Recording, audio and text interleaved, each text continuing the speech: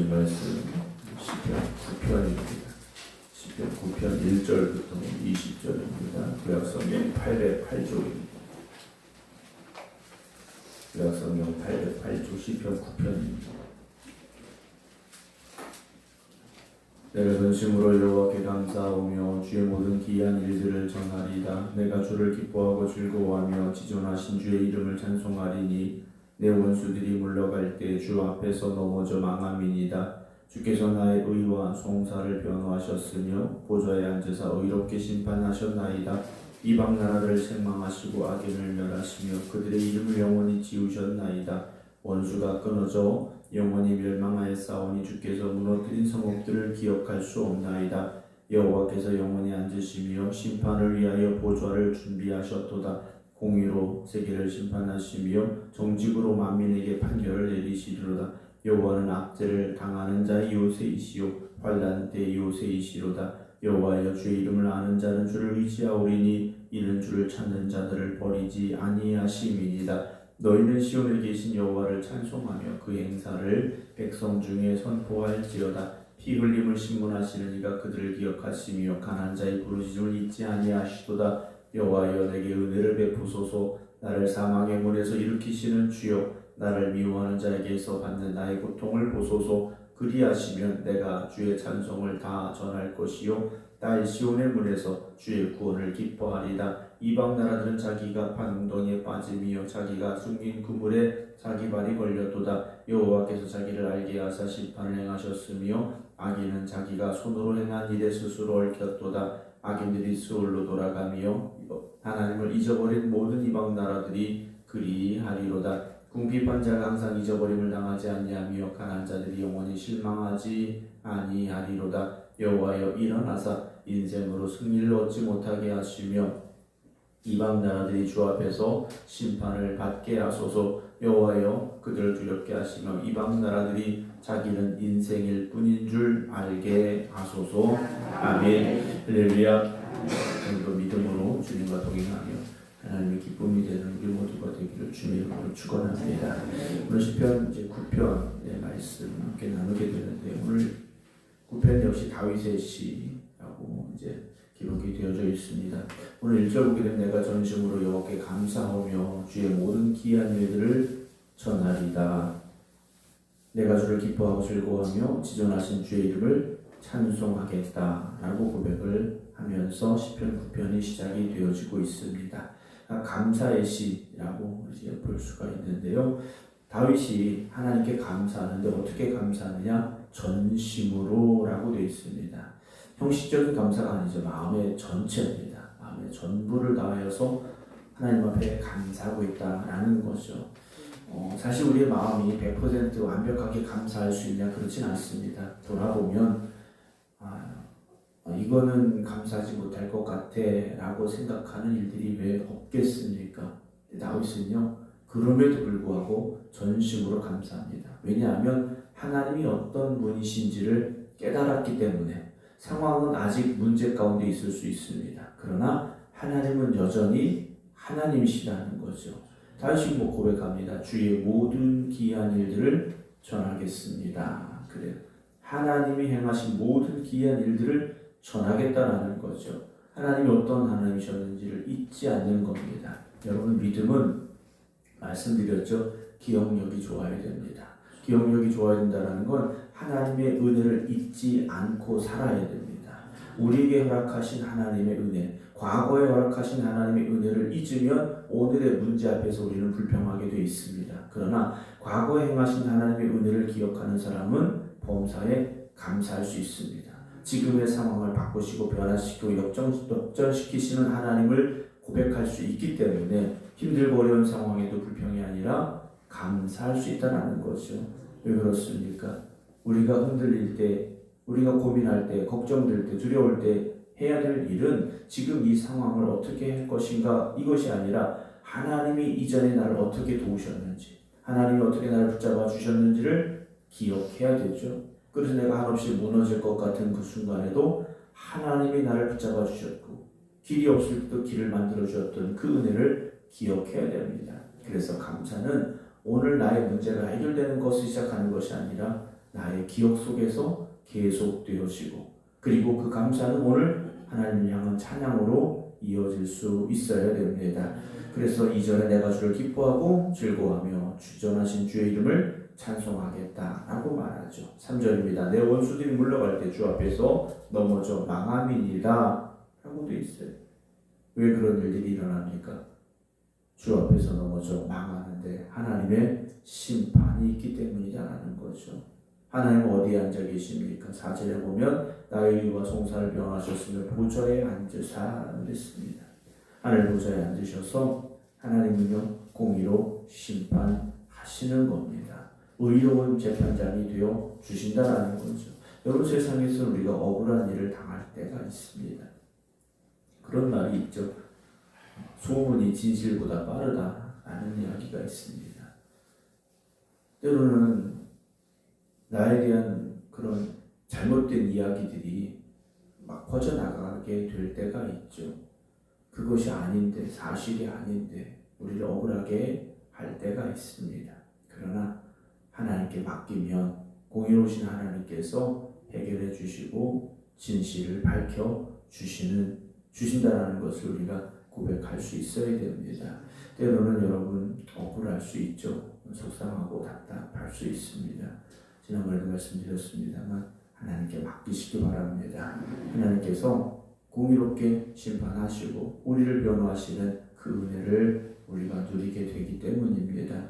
그래서 5절 보게 되면 이방 나라들을 책망하시고 악인을 멸하시며 그들의 이름을 영원히 지우셨나이다. 원수가 끊어져 영원히 멸망하였사오니 주께서 무너뜨린 성읍들을 기억할 수 없습니다 라고 다시 고백을 하죠. 다윗의 삶 속에 하나님께서 그렇게 역사하셨습니다. 억울하고 답답한 일, 나를 향하여 거짓된 말을 하는 이들, 그들을 하나님께서 꺾어버리셨는데요. 7절 보면 여호와께서 영원히 앉으시며 심판을 위하여 보좌를 준비하셨다 라고 고백을 합니다. 하나님께서요 영원히 보좌에 앉아 계십니다. 세상의 권력은 지나갑니다. 여러분, 대통령도 5년이면 바뀌게 되어 있습니다. 지자체 3년, 4년 그거밖에 안 되지 않습니까? 여러분, 그러나 하나님은 영원하십니다. 하나님 오늘도 살아계시고요 영원한 하나님이십니다. 눈앞의 일들을 보고 낙심하지 마시고 영원한 하나님의 보좌를 바라보시기 바랍니다. 8절에 공의로 세계를 심판하시며 정직으로 만민에게 판결을 내리시지 않습니까? 여호와는 압제를 당하는 자의 요새가 되시고 환난 때의 요새가 되십니다. 여호와의 주의 이름을 아는 자는 주를 의지하오니 이는 주를 찾는 자들을 버리지 않으시기 때문이다 라고 말하죠. 하나님은요 압제를 당하는 자의 요새, 환난 때의 요새라고 고백을 합니다. 요새는 어떤 곳입니까? 높이 위치해 있는 곳, 안전한 곳, 피할 수 있는 곳, 숨을 수 있는 곳, 그곳이 요새라는 거죠. 여러분, 하나님이 바로 우리의 요새가 되어지십니다. 상처 입은 사람이 정말로 자기 힘으로 살아갈 수 없는 연약한 이들이, 또는 상처받은 이들이, 아픔을 당한 이들이, 두려워하는 이들이 피할 곳, 그곳이 바로 하나님 품입니다. 오늘 이 새벽 여러분들이 그 하나님 품 안에 거하시기 바랍니다. 세상은 여전히 우리를 힘들고 어렵게 합니다. 그러나 하나님 품 안에서 여러분 안식을 누리시기 바랍니다. 주의 이름을 아는 자는 주를 의지할 수밖에 없습니다. 그렇죠? 우리가 하나님의 은혜를 체험한 사람은요 더욱더 하나님을 의지할 수밖에 없습니다. 하나님의 신실하심을 고백하는 사람은요 그 하나님께 피할 수밖에 없습니다. 하지만 세상의 사람들은 어떻습니까? 자기 힘이 요새라고 말합니다. 돈이 요새라고 말합니다. 권력과 지위가 요새라고 말합니다. 그러나 시간이 지나면 다 지나갈 것들이고 무너질 것들입니다. 오늘도 마음에 아픔이 있고 고통이 있고 두려움이 있고 걱정이 있습니까? 다른 사람에게 말하지 못할 아픔과 상처가 있습니까? 어떻게 지난 날을 버티기는 버텼지만 오늘 또다시 흔들리고 무너지려고 합니까? 여러분, 하나님께 나아가시기 바랍니다. 주의 이름을 아는 자는 주를 의지하죠. 이는 주를 찾는 자들을 주께서 버리지 아니하시기 때문이다. 라고 고백하고 있습니다. 11절입니다. 너희는 시온에 계신 여호와를 찬송하며 그의 행사를 백성 중에 선포하라 라고 다시 고백을 하고 있습니다. 하나님은요 우리의 찬송을 받으실 분인데 피 흘림을 신문하시는 이가 그들을 기억하시며 가난한 자의 부르짖음을 잊지 아니하신다 그랬습니다. 가난한 자의 부르짖음을 잊지 아니하신다. 세상에서는요 우리가 흔히 말하죠. 돈 없고 백 없는 사람들 대우받지 못하고 별것 아닌 사람처럼 취급당할 때도 있습니다. 그러나 하나님은요 그런 일을조차 잊지 아니하고 그들의 부르짖음을 들으시고 응답하십니다. 세상에서는 힘 있는 사람의 목소리가 사람들에게 영향력을 끼치죠. 그러나 약하고 부족한 사람들의 소리는 들리지가 않습니다. 그러나 하나님은 오늘 그들의 부르짖음을 듣고 계십니다. 작은 신음에도 응답하시는 하나님, 오늘 그 하나님 앞에 여러분 기도하시기 바랍니다.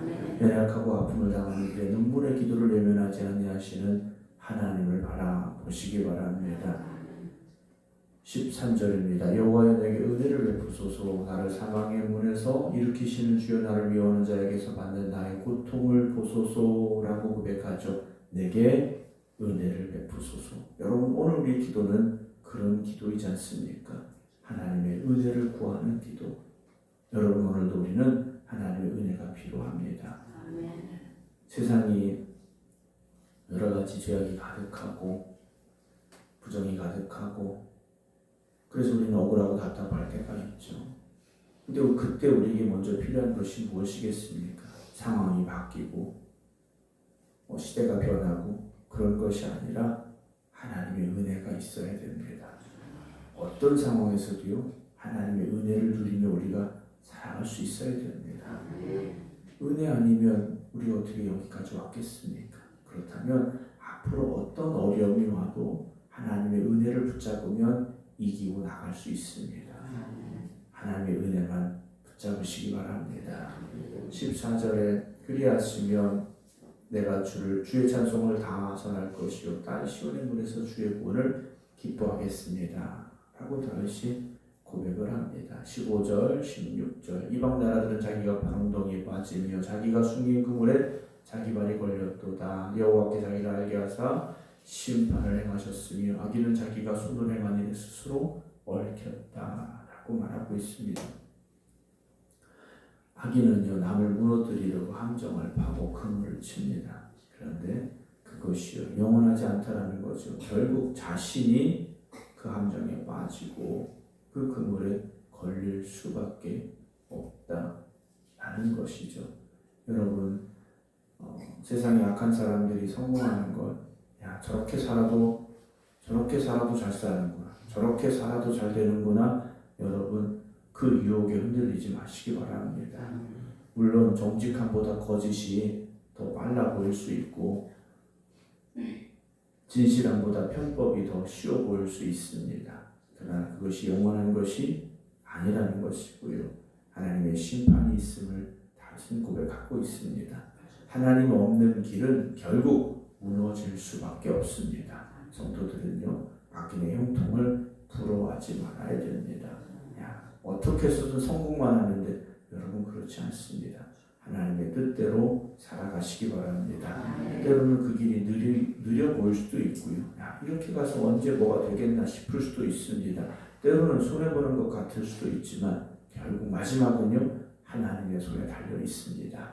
17절입니다. 악인들이 스울로 돌아가며 악인들 어디로 갑니까? 스울로 갈 수밖에 없습니다. 심판의 자리로 갈 수밖에 없다라는 거죠. 왜 그렇습니까? 하나님 없이 살기 때문이라는 겁니다.